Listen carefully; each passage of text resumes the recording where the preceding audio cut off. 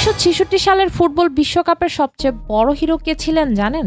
কোনো ফুটবলার নন, বরং চার পায়ের একটা সাধারণ কুকুর, যার ফুটবলের প্রতি কোনো আগ্রহই ছিল না। 1966 সালে ইংল্যান্ড বিশ্বকাপের ঠিক আগে লন্ডনের কড়া নিরাপত্তা ভেঙে গায়েব হয়ে যায় আসল জুলরেমে বিশ্বকাপ ট্রফি। পুরো ইংল্যান্ডে তোলপাড় শুরু হয়। চোরেরা মোটা অঙ্কের মুক্তিপণ দাবি করে চিঠি পাঠায়। পুলিশ ফাঁদ পেতে একজনকে ধরলেও ট্রফির কোনো হদিস মিলছিল না। চুরির ঠিক 7 দিন পর কভিড করবেট নামের এক ব্যক্তি তার পিকলস নামের কুকুরটিকে নিয়ে হাঁটতে বের হন। হঠাৎই পিকলস একটা ঝোপের নিচে সংবাদপত্রে মোড়ানো ভারী কিছু একটা দেখে টানতে শুরু করে। ডেভিড প্যাকেটটি খুলে তো ভিতরে জলজ্যান্ত বিশ্বকাপ ট্রফি। রাতারাতি ন্যাশনাল হিরো বনে যায় পিকলস। তাকে দেওয়া হয় ডগ অব দ্য, সাথে 1 বছরের ফ্রি ডগ ফুড।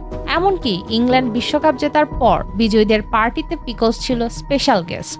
দুঃখের বিষয়, 1983 সালে ব্রাজিলে ট্রফিটি আবারও চুরি হয় এবং এবার চোরেরা ওটা গলিয়ে ফেলে। কিন্তু পিকলস না থাকলে হয়তো 1966 সালের ইতিহাসটাই বদলে যেত।